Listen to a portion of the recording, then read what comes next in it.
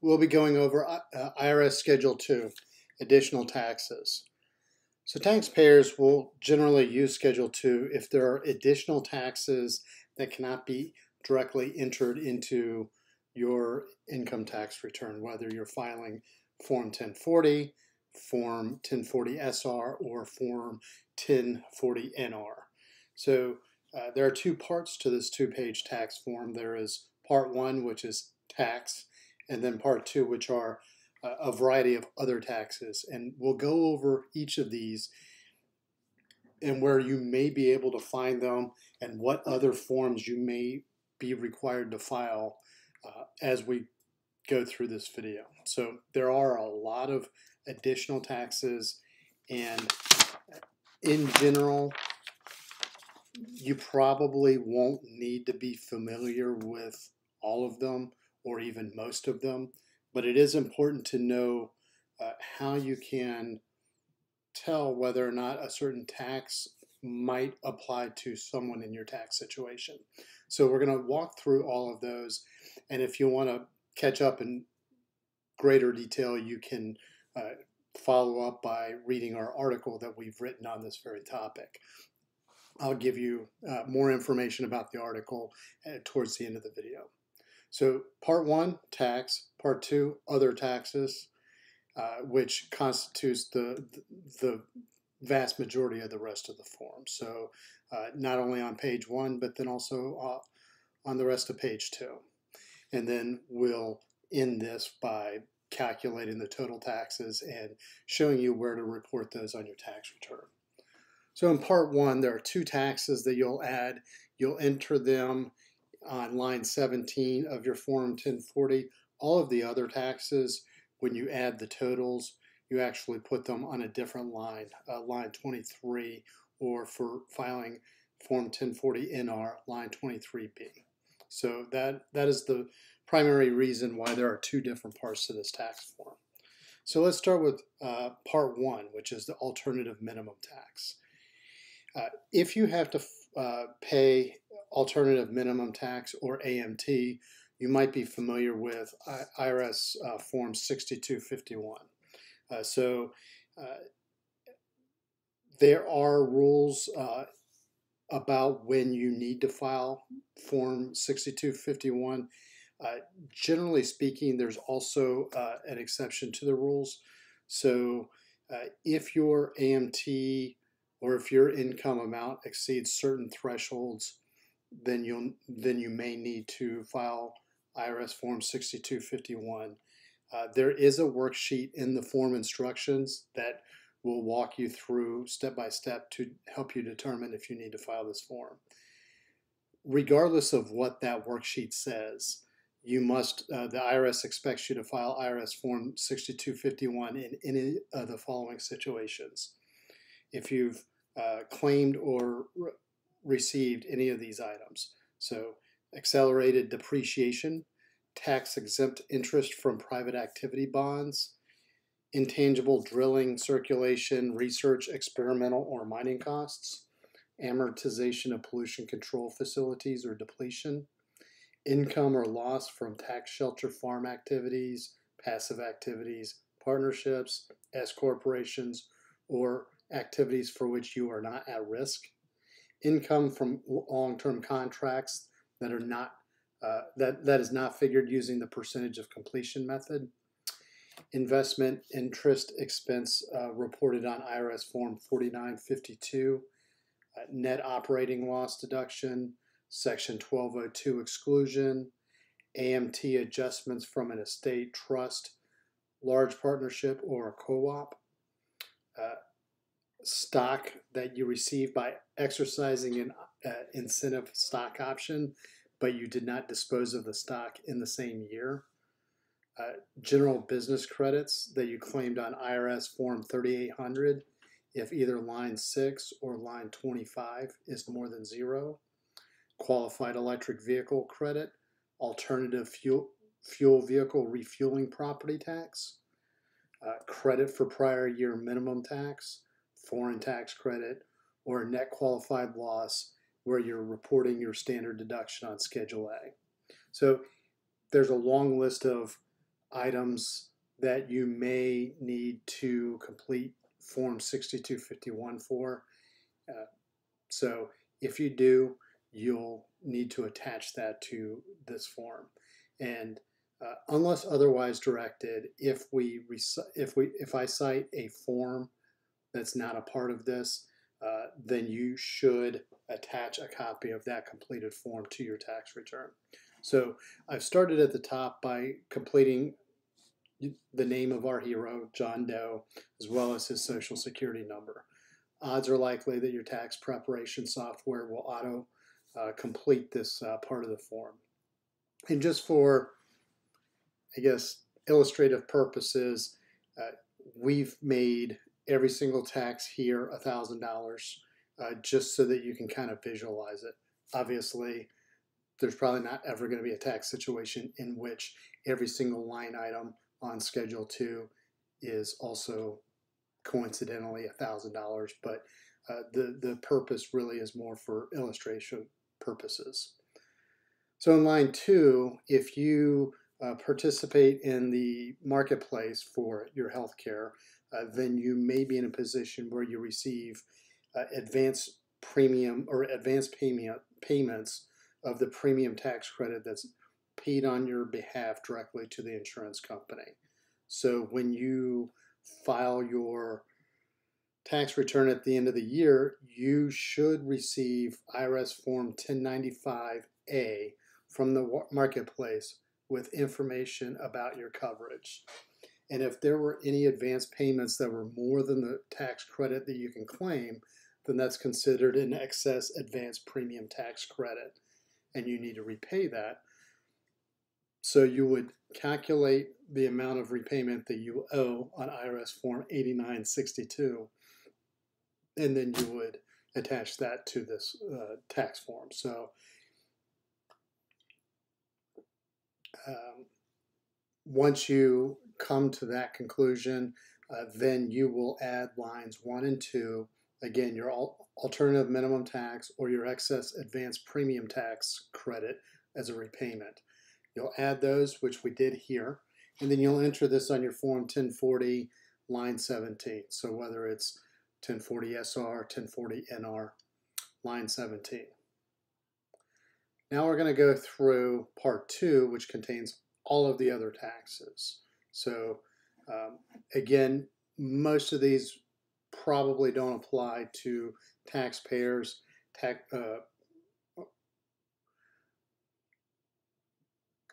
And if one or more of them applies, you probably are already familiar with it. For example, self-employment tax.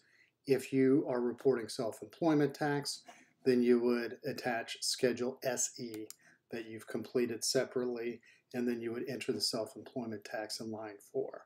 For line 5, if you are a tip worker working for tips and you have unreported tip income, then you may also owe Social Security and Medicare tax on that unreported tip income, which you would declare by filing IRS Form 4137. That's the tax form to report unreported tip income and to calculate your Social Security and Medicare tax on that income.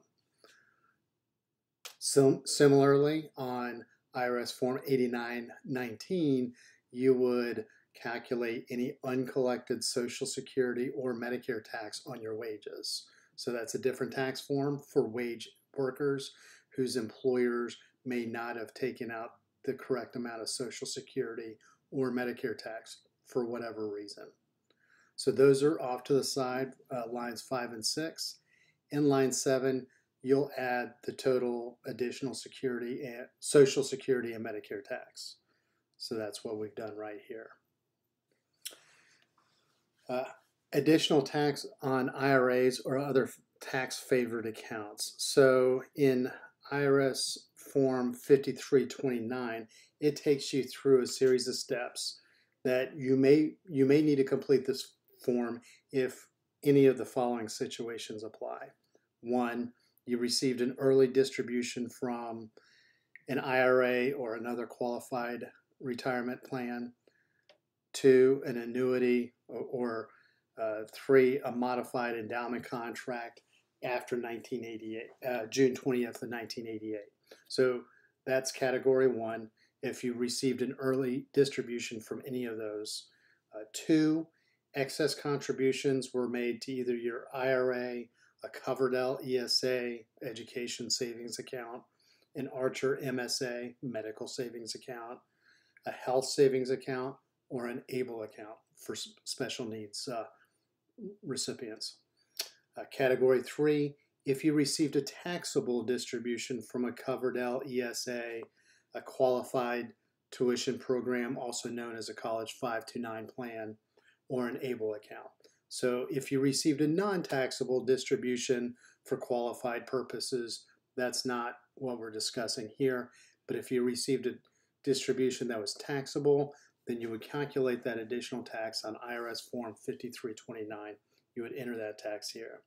And finally, the fourth additional tax that might apply would be if you did not take the minimum required distribution from your IRA or another qualified retirement account by April 1st of the year following the year that you turned age 72.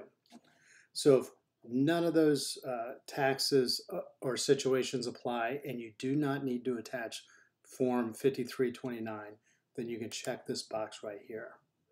As you can see, offline we calculated it to be $1,000. Line 9, if you do not have household employees, then you do not need to put anything into line 9.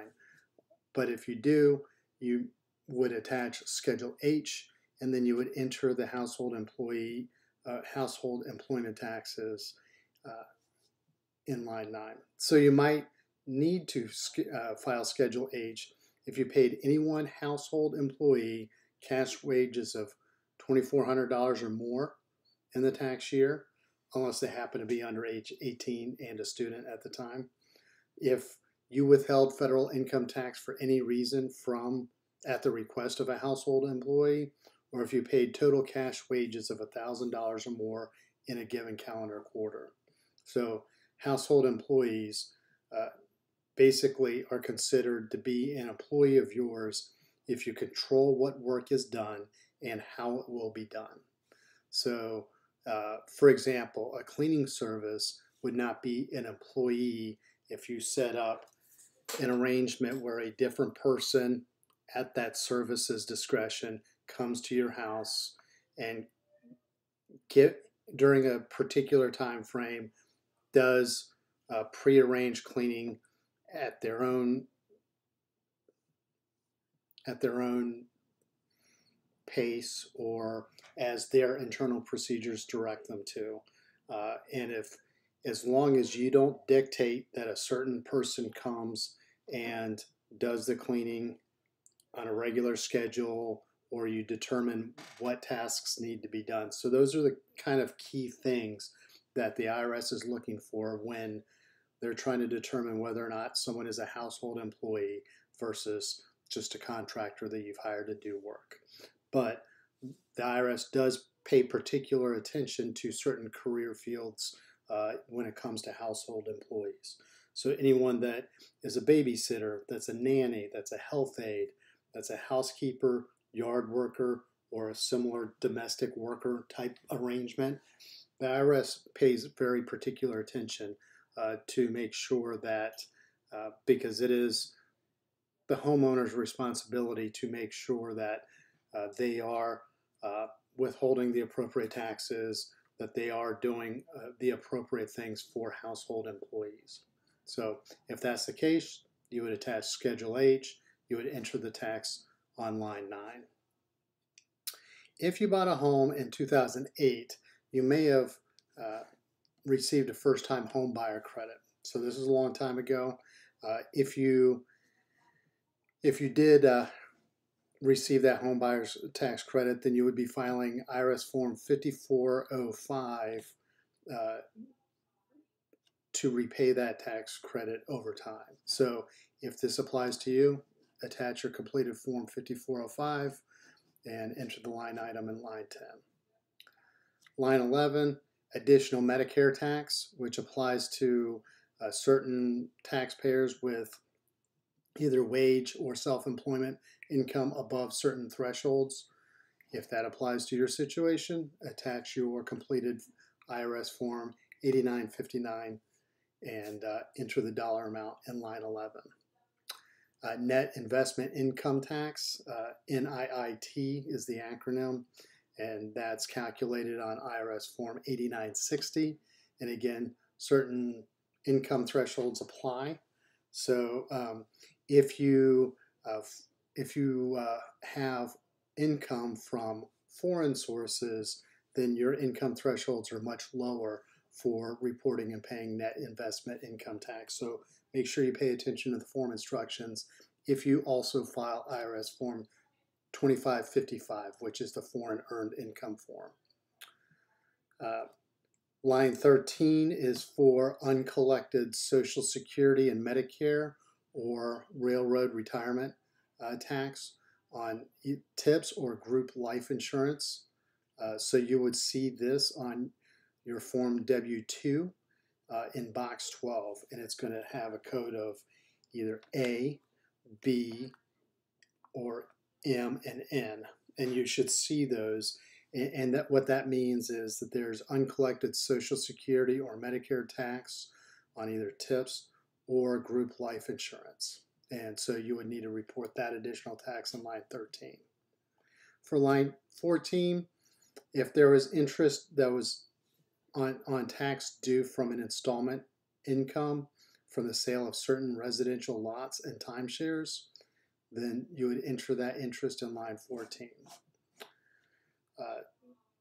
Deferred tax on the gain from certain installment sales with a sales price of $150,000 or more, then you would enter that interest in line 15.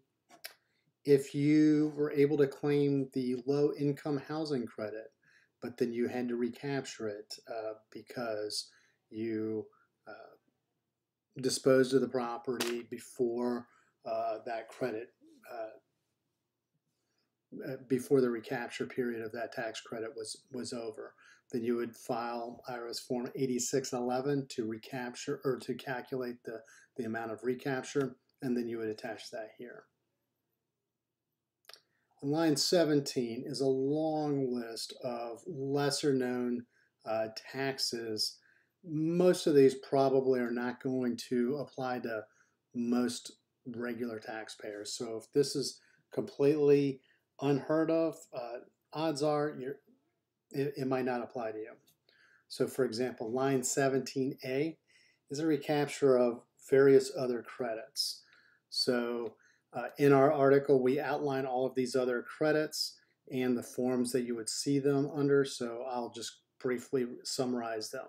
Investment credit, Indian employment credit, new markets credit, credit for employer-provided child care facilities, alternative motor vehicle credit, alternative fuel vehicle refueling property credit, and the qualified plug-in electric drive motor vehicle credit. So if you're subject to recapture of any of these tax credits, you would have to list the type of credit, you would have to list the form number, whichever form that you are recapturing that credit from, and then the amount. Line 17B is the same thing for the recapture of a federal mortgage subsidy. So if you sold your home and it was financed either partially or completely from the proceeds of a tax-exempt qualified mortgage bond, or you claim the mortgage interest credit, then you might need to recapture that and pay the tax on that recapture. So that goes into line 17B. There are two lines for a health savings account distributions. Well, one is for distributions. So you would attach form IRS Form 8889 if you owe any additional tax on HSA distributions. So again, this would be not for qualified distributions, but if you owed a tax on if there were any taxable distributions, you would put that into line 17C. And then if you did not remain an eligible individual throughout the entire tax year, then you may owe an additional tax on an HSA because of that. So you would, in either case, 17C or 17D, you would attach your completed IRS Form 8889, and you would report the additional tax. For lines 17E and F, those are very similar in that, except now we're talking about Archer medical savings accounts, which are the predecessor to HSAs. So for line 17E, you would calculate the additional tax on any Archer MSA distributions, and you would attach your completed Form 8853. For line 17F, there's an account also known as a Medicare Advantage MSA. So this would have been a medical savings account set up specifically for to help people coordinate with Medicare coverage. And this, if there's an additional tax on that, that's reported on line 13B of your Form 8853, as opposed to line 9B, which is where you would find your additional tax on the Archer MSA distributions. So it's the same form, just two different lines.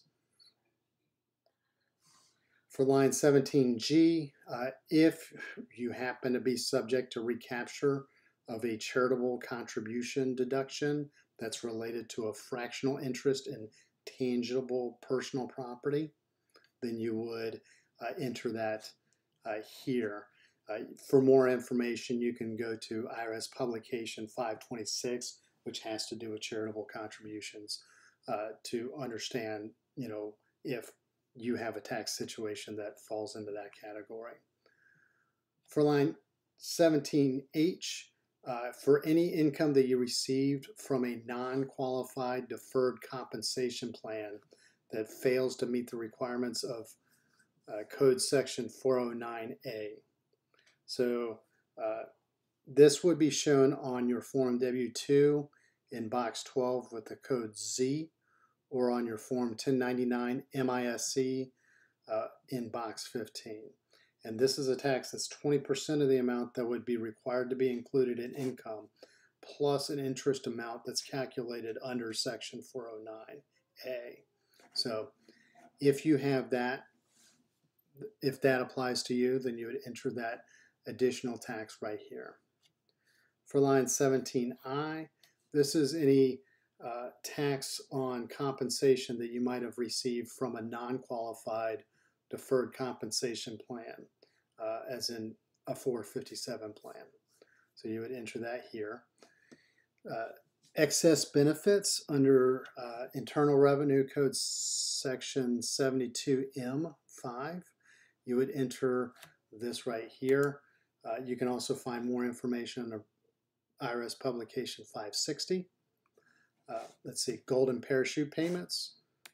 You would enter any excess tax on any excess parachute payments. So this would be indicated on your Form W-2 in Box 12 with a code K, or in your Form 1099 MISC, where the tax is calculated to be 20% of the excess parachute payment shown on Box 14. So that's the amount that you would enter here. If you have any accumulation, distribution of trusts, you would enter the tax on line 17L. For excise tax on insider stock compensation from an expatriated corporation, you would enter that on line 17M. Look back interest on different contracts, either under sections 167G or 460B. You would also be filing either IRS Form 8697 or 8866. So you would enter the combined tax under line 17N. 17O applies to people that might have been non-residents during the tax year. You would need to enter any tax on non-effectively connected income for any part of the tax year where you were a non-resident alien, and this would be from your Form 1040 NR.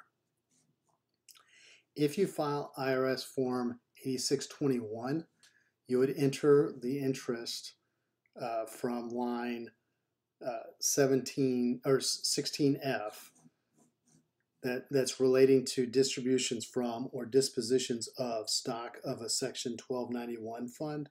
You would enter that in line 17P.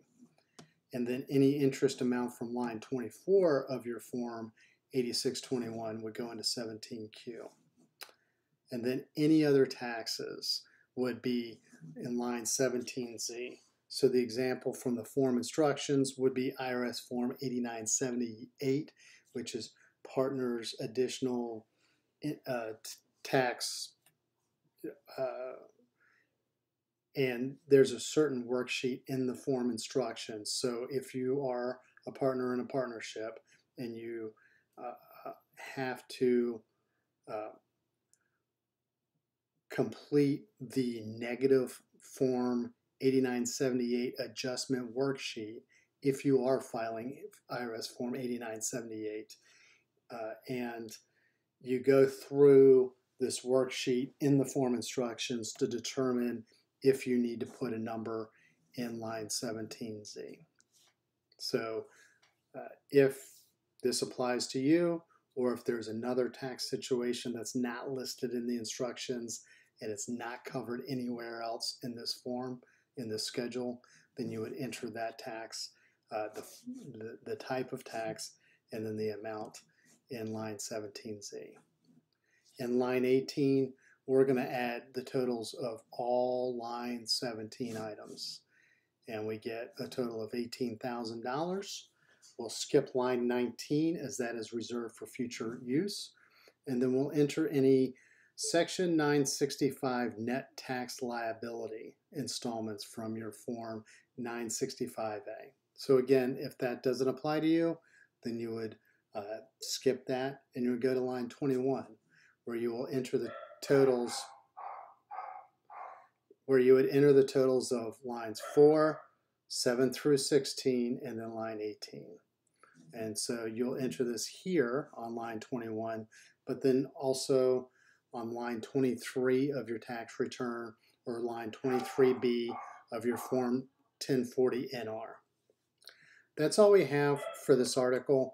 If you have any more questions or if you want a deeper dive, you can check out our article. Sorry, I apologize. That's all we have for this video. If you want more information, please check out our article, which you can find by clicking the link in the show notes or by going to our website. If you go to teachmepersonalfinance.com, type in IRS Form or IRS Schedule 2, you'll see this article appear. And it's got a lot more information. It's got details about each of these taxes and recaptures. It also has links to specific articles that we've written on most of these forms, and we're adding new articles every day. So please check back if there's a form that you would like to read about that we haven't written an article about yet. Please hit us up in the comments section. Also, if there are any of these forms that you have questions about and we have written an article about that form, then you can simply type in the form number in the search bar and you should see the article appear. So if you like our articles, please subscribe to our newsletter. And if you like our videos, please subscribe to our YouTube channel. If you have any questions or comments, as always, please post them in the comments section. Thank you very much and have a great day.